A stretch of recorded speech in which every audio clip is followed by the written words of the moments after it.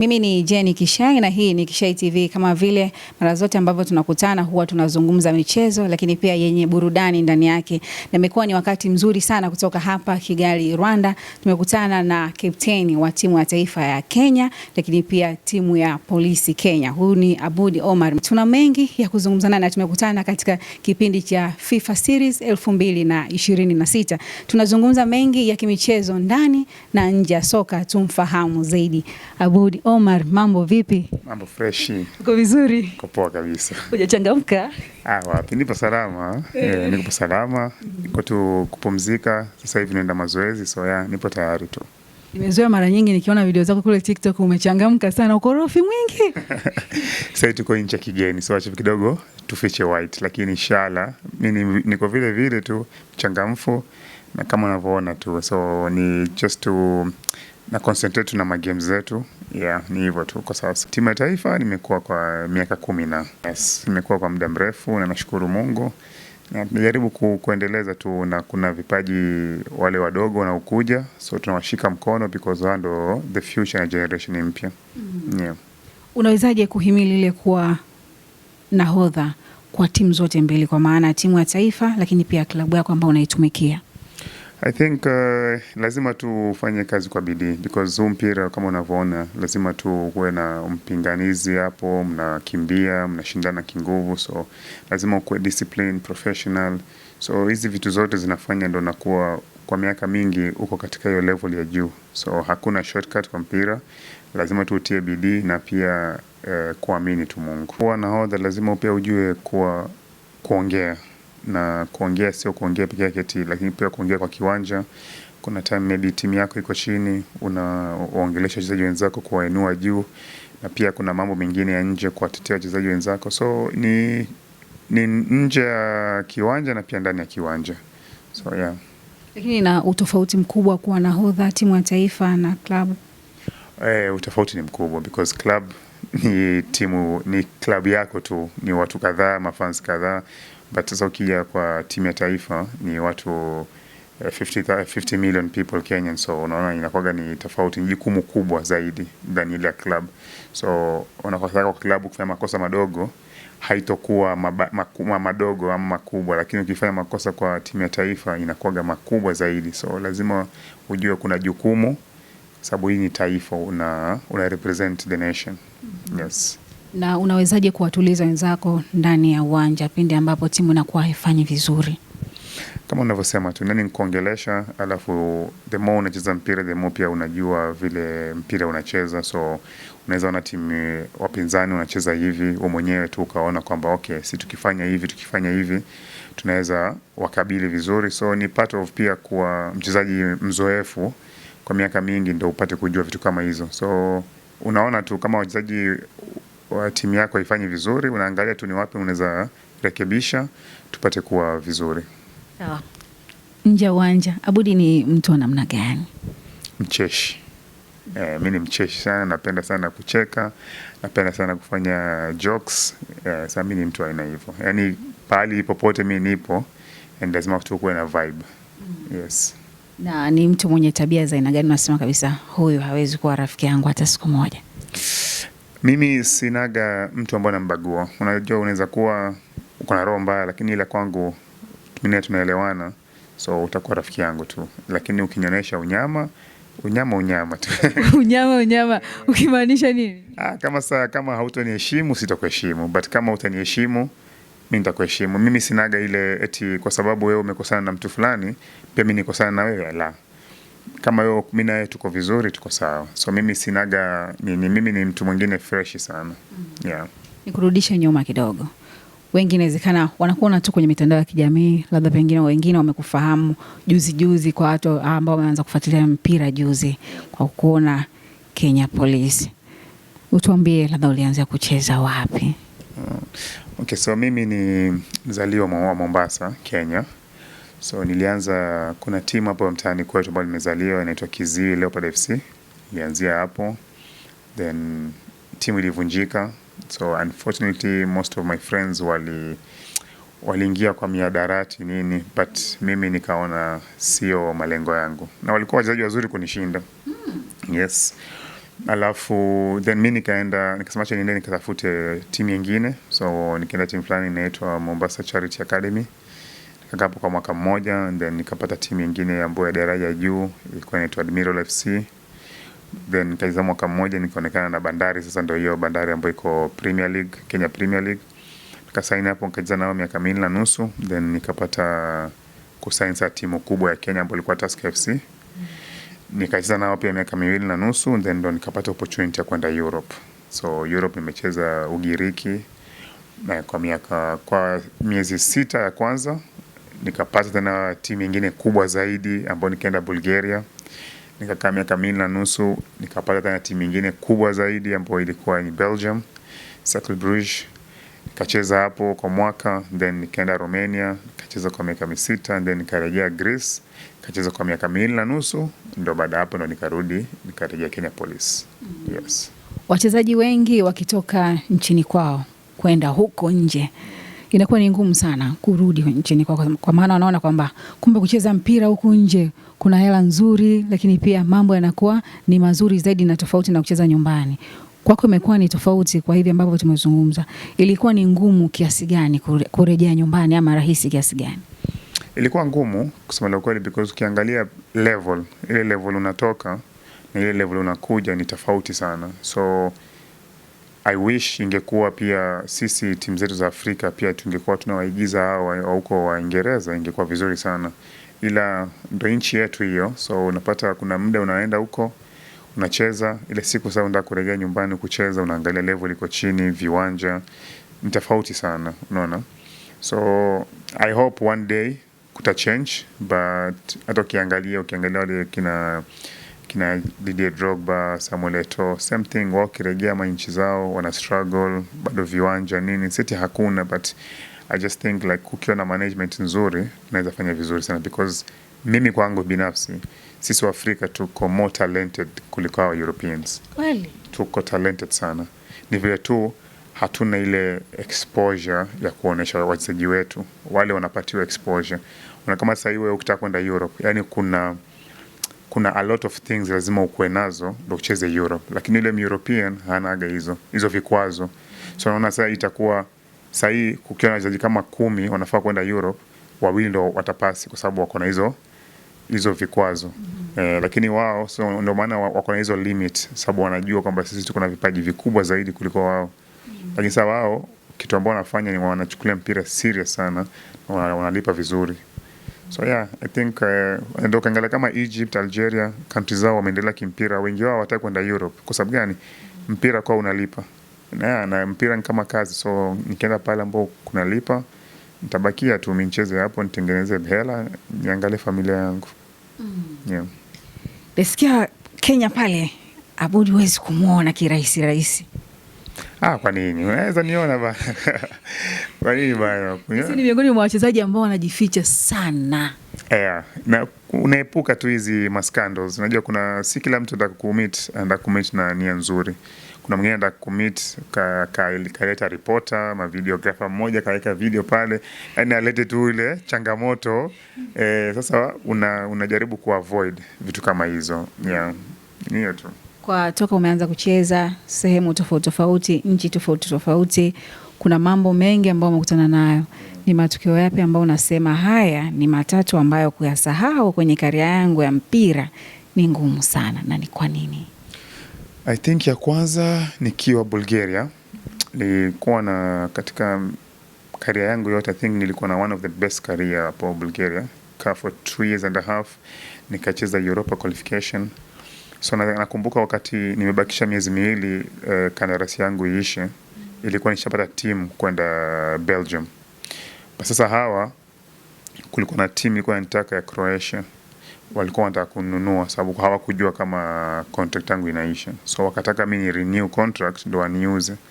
Na mimi timu yangu ile Belgium ilikuwa ilikuwa nishaongea na wao kwamba mimi kandarasi yangu inaisha, na unajua kimpira kama kandarasi yako inaisha, ukienda kule unapatiwa pesa nzuri zaidi because hawakununui.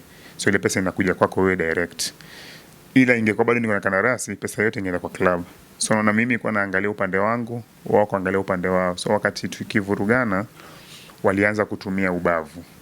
Kwa wanakuja nyumbani kwangu, wanatoboa matairi ya gari ile kunitishia wanatoboa matairi ya gari, wananitishia lazima usign, wanavunja kioo alafu bado mimi nafaa kulipa. Yani kulikuwa na vitu zafanyika, ilikuwa na feel siko safe. So I remember bado kama wiki mbili hivi ilibidi nikimbie. Kulikuwa na rafiki yangu mmoja wa Mfaransa, alikuwa na yeye timu moja, akaenda timu nyingine kama 2 hours from pale mimi napoishi Sofia. So nikaenda nikakaa na yeye huko nikiogopea maisha yangu. Nikajificha huko kama kwa siku kama 5 hivi, alafu visa yangu ya Belgium ikatoka. So nikarejea kwa capital city ambayo inaitwa Sofia. Nilichukua tu visa yangu hivi na passport yangu. Na ndio hivyo nilienda zangu ya airport direct. Yes. So hiyo nani siwezi sahau. Yeah. Uliacha vitu? Kila kitu. Ukaondoka na passport tu. Na bagi langu la mgongo na ile la kuvuruta hivi. Manguo kila kitu nikawacha. Yes. Hilo lilikuwa ni tukio la kwanza hilo? La kwanza. Sasa ila kuna walisema kwamba mimi sababu nilikuwa najua lugha huko, sababu nilikana wao. Kweli kwa sababu walinivuruga, mimi ile katika hali ya hasira nikaanza kuwatukana. Lakini ni kama ilikuwa na retaliate because walinitukana wa kwanza, sasa mimi nilikuwa wao walikuwa racist, unajua. Walikuwa wananitukana, wananiita mimi Cherni Maimuna. Cherni Maimuna inamaanisha tumbili mweusi. Yeah. Sasa mimi kwa sasa sinajua lugha yao. Sasa mimi kwa ukiniambia hivi mimi nawajibu. Sasa unajua State Club ikatoa statement ikasema kwamba tumemfukuza Aboud, ametutukana hivi na hivi, lakini timu sasa. Lakini kulikuwa na vitu vingi sana, alikuwa ashaanza kunitishia maisha nini, unaona. Yeah. Alafu alikuwa ashasikia stories za kuna wachezaji pale washaitishwa maisha mpaka hata kufukuzwa na bunduki. Yeah. Kuna tukio la pili, lakini nahisi kwamba nitafungua kidonda ambacho kishapona. Sasa hiyo na nitakwambia tu peke yako, lakini kwa sasa hii siwezi sema mbele za watu because ni kitu ambacho ilifanyika, na nikisema I think itaanza kuleta kumbukumbu za vitu zingine, then na hii haitakuwa vizuri. Yeah, so acha tu nyamazie tu hiyo. Yes. Na heshimu hilo. Na tatu ni hizo tu mbili kwa career yangu ambapo ilikuwa mbaya sana, na nilipata a lot of backlash, yani mafans walinitusi vibaya sana, ila hawakujua ukweli upo wapi.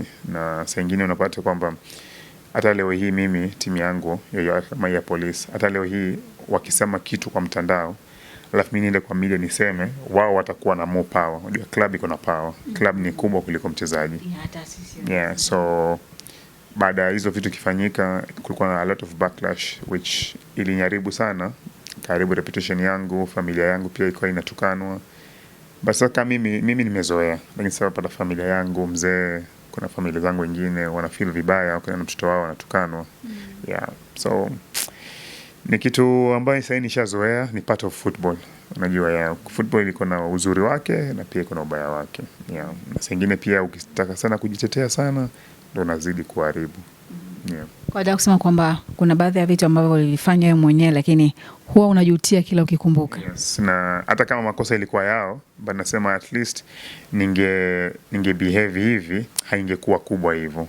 So na sengine waambiwa waweza mpuuzia mtu hata kama makosa ni yake, umnyamazie tu, unaona. Yeah, so unajua sengine mambo kukua ndo ukikaa sana pia ni kuona mengi. So yeah, so sasa hivi leo nikiangalia nyuma nasema hata kama makosa ni ya jamaa, lakini mimi ningefanya hivi na hivi na hivi, haingefika mbali hivyo, unaona. Yeah. Nani ambaye ulikuwa unamwangalia sana ukasema siku moja natamani kuwa kama yeye? Mimi kwa sababu kusema la kweli mimi nitawasahau kucheza mpira. Mimi kwa kucheza mpira tu kujifurahisha. Alafu kama unavyojua mimi ni pale Mombasa, Pwani. So wakati mingi saini pale Bandari, hiyo Bandari FC, ilikuwa wachezaji wengi sana ambao walikuwa wakubwa wetu, walikuwa pale ukicheza vizuri unapoa kazi bandarini ya maisha. Sasa hiyo ndio ilikuwa tegemeo langu. Nikishaingia pale mimi na mpira sababu wengi zangu wengi sana walifanya hivyo. Ukipata kazi pale bandarini washawacha. Pale kuna pesa, ana kazi permanent mpaka atakapozeeka. So ilikuwa una pressure. Sasa mimi kwa akili yangu ilikuwa sawa, ndio nicheze mpira, nicheze vizuri, nipate kuingia port.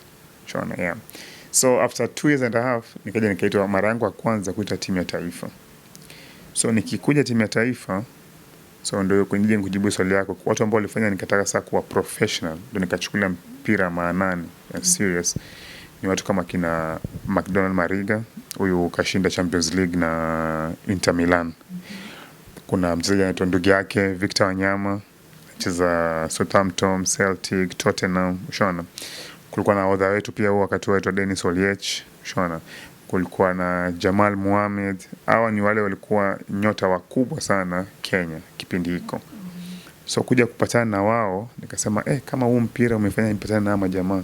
Nilikuwa nikiangalia ma lifestyle yao, wako na magari, wametengeza nyumba, wananukia vizuri, unaona. Nataka kunukia. Sisi kitambo ilikuwa ukienda kucheza mpira, unaenda tu hivyo hivyo.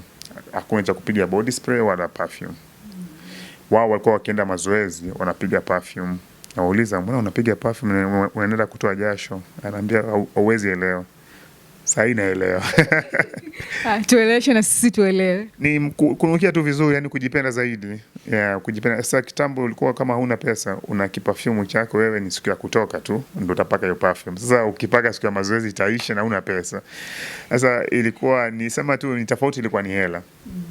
Lakini sasa once ukianza kuearn hela nzuri, ni perfume unaweza nunua hata kama 6 7. Kama sasa hivi unaenda mazoezi unapiga tups unatoka, yani uone kama ni kitu kikubwa sana, ni kitu cha kawaida. Yes.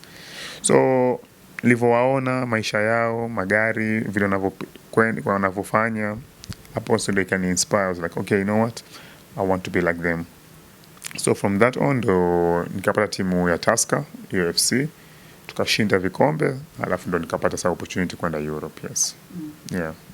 Ni eneo la beki tu ndo unaliweza zaidi ama kuna eneo lingine? Mimi nilianza kucheza mbele winga, mguu wa kushoto. Alafu wakati nikicheza timu ya wakubwa senior player, ule fullback 3 wetu ulikuwa umeumia. So nikaambiwa basi vile wanatumia mguu wa kushoto njoo hapo. But ile position yangu mimi ambapo nacheza mpaka sasa Kenya Police na national team ni left back na center left back. So nacheza position mbili. Yes. Ilikuwa ni ngumu kiasi gani kushift kutoka nafasi moja kwenda nafasi nyingine? Kwa hizi za left back na center left back sidhani kama kuna ugumu wote, because at the end of the day it's all about defending.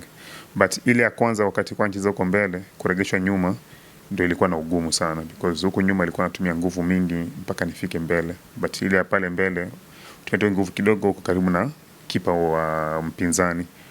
So I think ni hiyo, lakini ilifanyika nikiwa mdogo sana. But sasa hii hata ukina benches hapo mbele ni kama nishasahau. So nipo hapa sasa nyuma ndo kwangu, ambapo niko very comfortable. Yes. Kwa hapa Afrika ni defender gani ambaye anakuvutia sana ina uchezaji wake? Afrika nzima ma Kenya tu?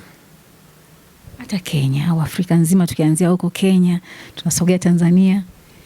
Kwa position yangu ama tu defense? Position yako. Position yangu? Let me see.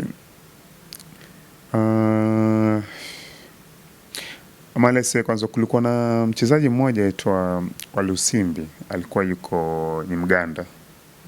Huyu na kwa cheza vizuri. Kuna mwingine pia Mganda anaitwa Kiza. Sasa hii ako Nairobi United, ni mzuri sana, anacheza position yangu. Kuna wengi. Mustafa, yes, Mustafa. Kuna wengi sana ambapo walikuwa wanacheza. City ilikuwa nawaona, nasema ni wachezaji wazuri ambao nikiwaona hivi hata mimi kama ningekuwa coach sasa hivi ningewachukua. But ila wakati wangu mimi nikiangalia mpira naweza sema kuna mchezaji yule Brazil anaitwa Marcelo, anacheza Real Madrid. Huyo sasa alikuwa ananifurahisha sana. Kwa nikimwangalia nachukua video zake, angalia vile anavyocheza nini. So yeah, huyo ndo mchezaji ambapo mimi naoga nasema ndo the best left back kwa dunia nzima. Sisi si majirani. Liga Tanzania unaangalia Yes. Nafasi yako ambayo unaona huyu anakuvutia? Kuna wachezaji wengi. Unajua Tanzania mko na shangwe na mbwembwe hizi. So I think kuna wachezaji wengi. Fei Toto mchezaji mzuri sana ambapo unaoga na mwangalia. Hata juzi ukicheza na Nairobi United nilikuwa hapo niangalia game. Kipa Manyola, Aish Manyola pia amekuwa, hata tukicheza naye time ya AFCON alikuwa. Samantha alicheza naye wakati mimi nikiwa Cercle Brugge Belgium akiwa Genk. Samantha mchezaji pia mzuri sana. Kuna huyu ni Mrisho Ngasa sijui something huyo Ulimwengu, unajua hao nilicheza na wao nikawaona wakati wakiwa ile Tipi Mazembe shona. Kuna huyu mmoja sasa yako Iraq, kuna nyele hapa Simon Msuva, huyu ni fundi kabisa. Kuna Nado huyu anakuambia Azam pia nishamkumbuka jina. Mohamed Hussein pia nimeona sana akicheza Simba, anacheza tuanza position same. Sasa hivi uko Yanga. Iko Yanga, si nimemuona kasalika karuka ejeme. Lakini big up to Mohamed Hussein. Hao ndio ambao wanakuvutia sana ukiangalia wanacheza vizuri. Wanacheza vizuri sana. Pia kuna huyu defender mmoja pia, yani nawasahau majina lakini kwa sura defender wa Yanga mzuri sana. Kuna huyo captain wao Nyeto. Afu na huyu mwingine ukiniambia jina nitakumbuka. Something kama Baka mabeki sijui. Ibrahim Abdullah Baka. Yes, sasa yuko Yanga. Yuko Yanga. Alafu pia usisahau Duke Abuya. Duke Abuya hapo ndo mwenyewe sasa. Sasa hao ndo waga kiangalia unaona wanacheza mchezo mzuri. Sijui kwa nini ama maybe hawajapata nafasi lakini nahisi wanaweza cheza Europe right sana. Maybe tu wenyewe pia Yanga ina pesa, Simba ina pesa, maybe wataka kutoka lakini ila wakitaka kutoka na vile wanavyocheza nahisi wanaweza cheza vizuri sana. Aboud, ni kitu gani ambacho unaweza kusema mpaka sasa hivi unajivunia unasema mpira umenipatia hiki? Naweza kujivunia mambo mingi sana lakini cha kwanza kabisa ambapo nashukuru sana kwa mpira, mimi pale ninapokaa sihitaji rent. Mpira umefanya nikajenga nyumba yangu. Na nashukuru sana na pia imefanyisha nikaheshimika na watu wakubwa sana. Kutana na rais wa Kenya, hata wa rais wa countries zingine mkienda mkicheza magame hizi. So yani imenifanya nikajulikana. Naweza toka nje hivi nikatembea kifua nje sababu ya mpira. So mpira nashukuru sana mpira. Yes. Umeoa, una watoto? Nimeoa na watoto na bado nazidi kuwa na watoto. Hongera sana. Safi hiyo. Asante. Yes. Mbona unacheka hapo unazidi kuwa na watoto? Sasa si kama naweza kumiliki watoto bana, si acha tulete riski bana. So alhamdulillah kama hivyo unavyosema, hizo vitu vyote najivunia watoto wangu kwenda shule, kufanya kila kitu ni sababu ya mpira. So nashukuru mpira sana. Aboud, kucheza kwako kote hukujawahi kupata ofa ya timu ya Tanzania? Unajua kama nilivyokuambia hata mimi mwenyewe kutaka kuja kurejea Kenya sikutaka. Unaona nilikuwa na ofa ya kwenda kucheza nje. Alafu kama mnavyojua kuna time kulikuwa na unasemaje hizi riot vurugu Kenya, watu ile wakiandamana, ilikuwa nafaa kwenda USA. Unaona? And then haiko happen because embassy kwa zimefungwa. Unaona? So sikupata kwenda. So ila nikabidi nibaki kucheza Kenya. Ila ningetaka kucheza Tanzania, I think ningependa sana kwa sababu kama mnavyojua mimi mamangu ni Mtanzania. Chona, baba ni Mkenya ila nimeleleka sana Kenya. Familia yangu mpaka sasa iko Tanzania, sehemu za Sinza. But inshallah najua kwamba before niache huu mpira nitakuja kucheza Tanzania. Lazima sababu bibi yangu bado ipo hai na nilimwambia kwamba mimi nitakuja kucheza Tanzania before niache mpira na inshallah ikija nafasi ahlan wa sahlan. Isipokuja tutalazimisha hivyo kwenda. Kuna kulazimisha pia? So wengine wanalazimisha tu bana. Wanasema ni aje mimi niko free. Unajua saa nyingine club wanaweza ona huyu mchezaji sasa hivi maybe hawana pesa hawezi ninunua. Basi wakisikia kama mchezaji wako free nini, asema madam iko free naweza mchukua. So saa nyingine ni hivyo tu. Alafu pia plus na agent. Kuna club zingine especially hizo kubwa wako na agent wao ambao hawafanyi na watu wengine kazi. So unless upate nao my agent, kazi inafanyika. So kama wewe ni agent nitafute. Sawa, lakini ikiwa wewe ni mchezaji bila shaka kuna vitu ambavyo unaangalia ili niende timu fulani ama nitoke timu moja kwenda timu nyingine, naangalia hiki na hiki na hiki. Kwa upande wako unaangalia nini zaidi? Kwanza unaangalia ukubwa wa timu, sababu pia kama sasa uwe mchezaji wa taifa uwezi kuwa unacheza timu ambayo ina fight relegation alafu unaitwa timu ya taifa, ni ngumu sana. Unaona? Lazima kuwe timu hizo za juu number 1 2 3 hata ikiwa mbali ni 4 5. Unaona? Timu ambayo inang'ang'ania ligi. So si lazima tikuwe timu inashinda, lakini timu ambayo inang'ang'ania ligi, because unaangalia lengo lako wewe ni ucheze, upate hela, usaidie timu yako na pia uitoe timu ya taifa. So yeah, ni hiyo ndio uoga mimi huangalia sana. Uangalia timu ambayo inashindania ubingwa, ndo utapata pia nafasi kubwa ya kuja kucheza timu ya taifa. Yes. Timu kubwa ambazo zinaangaliwa sana Tanzania: Yanga, Simba, Azam, Singida Black Stars. Yes. Unaona nafasi yako kucheza kwenye hizo timu 4? Kwa sasa wallahi sijafuatilizia sana, but naweza sema Simba zote naweza cheza, because kama unavyosema mcheza left back na center back, shona. So naweza cheza kote, because najua pale pia kuna wachezaji ambao ni very professional, na nikifika pale tuta how can I say, like kutakuwa na good competition, unaona. Kwanza ningependa kwenda sana Yanga nipatane na Mohamed Hussein, sababu mimi namtambua sana. So I think itakuwa a good challenge kuwa anacheza kando yake, tunaangalia, tunapinzana. Unajua kwa mpira lazima kuwe na mpinzani mkali ndio upate kuenda juu. Kung'ang'ania hiyo namba ndio itakuwa vizuri. Mkabishane pale. Hapo hivyo. Nani aanze nani asubiri? Sababu ni mzaji mzuri sana, so najua hapo itakuwa ni mchezo mzuri. I think pia Simba iko vizuri. Azam pia, Singida, Azam, Simba na Yanga, ni timu nzuri sana hizo. So nikipata nafasi naweza jiunga. Yes. Yuko Aweso ameletwa kwa mkopo kutoka Simba Sports Club, mko naye. Yes. Polisi Kenya, uje wake unaonaje? Huyu jamaa kwanza ni mstaarabu ajabu. Jamaa, Aweso bana, Mwenyezi Mungu akulinde ndugu yangu. Mchezaji mzuri sana, ila tu unfortunately alipata injury, amekaa karibia mwezi, I think sasa ndio ameanza kurecover. Because ukiangalia game 2 ama 3 ambazo amecheza, alikuwa na uwezo mkubwa sana. Hapo katikati kwetu alikuwa ametuliza kabisa, tulikuwa very comfortable. So ni mchezaji mzuri sana, na tunamwombea Mungu apone. Tumebakisha game kama 9 kwa ligi ama 10, na cup pia tumebakisha. Najua kurejea kwake ataweza tufanya tukashinda either cup ama ligi. Yes. Duke Abuya, performance yake unaionaje na uko naye timu ya taifa? Sasa unaona watu kama ndio wanafanya sisi wa Kenya tunaangalia mpira Tanzania kwa wingi sasa. Kitambo ilikuwa tunaangalia tu maybe ikiwa Simba na Yanga hiyo derby tunaangalia.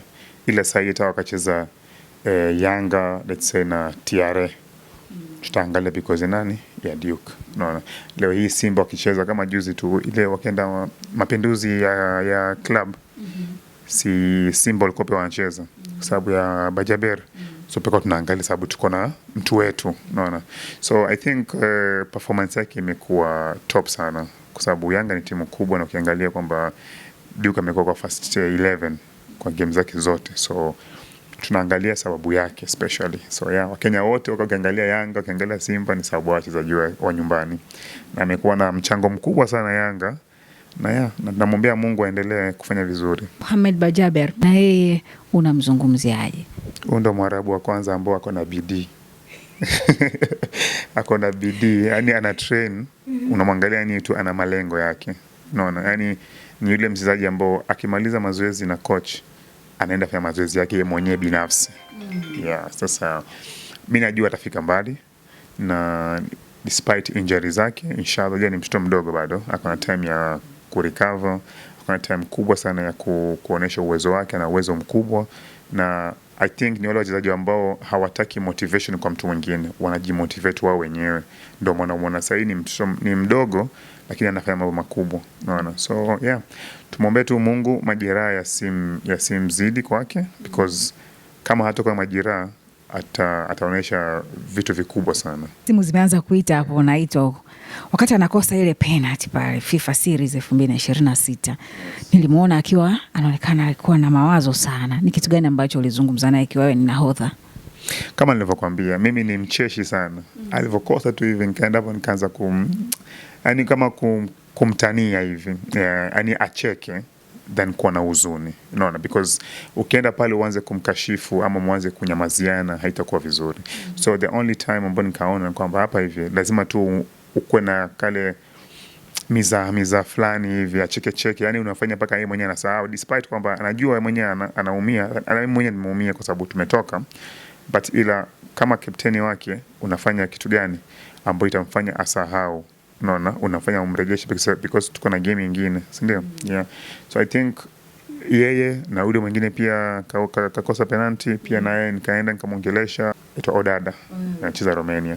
Yeah, so ni hivyo tu kwangu mimi, nimeona the best way ni kuenda tu, yani kuongea mambo mengine kando na mpira, kuwachekesha, yani wasahau, because vitu kama hizi najua kama sasa mafans wataongea vibaya nini. Sasa unajua kwa hii kambi hapa tuko pamoja, ndio umpate atulie nini, unafaa tu kidogo kumsaulisha vitu kama hizo. Yeah. Tukisema tuendelee kuongea hapa, mwezi utaisha, yatakuwa na mengine hatutomaliza leo. Tunaishia hapa, tunaweka nukta hapa kwa leo. Siku nyingine tukikutana na Aboud Omar tutazungumza mengi zaidi, kwa sababu ni miongoni mwa wachezaji ambao wanafanya vizuri na ametembea sehemu tofauti kama vile ambavyo umeweza kumsikia. Aboud, una mashabiki wanakupenda, zungumza nao. Kwa mashabiki wangu wote wa Kenya nawapenda, na wa Tanzania, ipo siku moja inshallah, Mungu akipenda, naweza kuja kujiunga na timu yote ya Tanzania, pia nipate kucheza, kupata hiyo mapenzi yenu. Inshallah tuombe tu Mungu na uhai na uzima, na tutakutana inshallah soon. Mimi nikushukuru, ilikuwa ni wakati mzuri sana kwa pamoja. Asante sana, naendelea kufuatilia Kishai TV. Mimi ni Jeni Kishai, kwenye mitandao ya kijamii kote tunapatikana kwa jina moja tu la Kishai TV.